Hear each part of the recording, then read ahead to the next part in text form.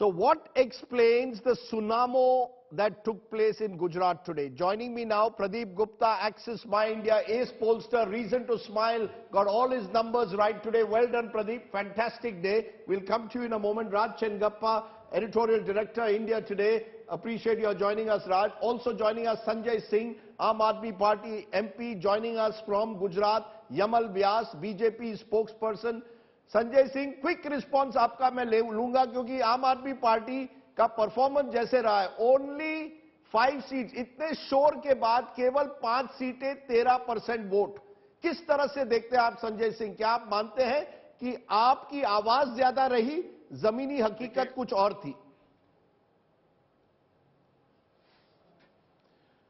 देखिए, सबसे पहले तो मैं गुजरात की जनता को हृदय से बधाई देना चाहता हूं कि उनके वोट और आशीर्वाद से अरविंद केजरीवाल जी की अगुवाई में आज आम आदमी पार्टी राष्ट्रीय पार्टी बन गई है।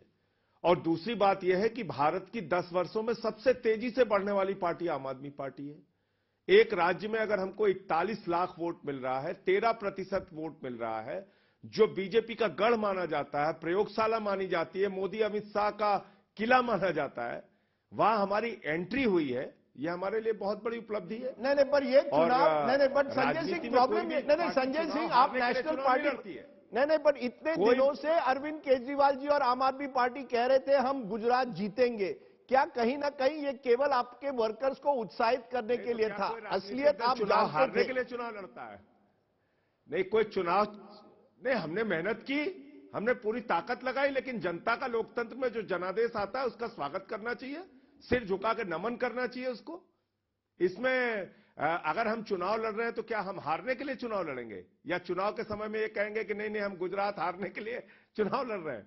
मेरा आखिरी सवाल आपसे ये है, क्या आम आदमी पार्टी गुजरात में रहेगी 2018 से?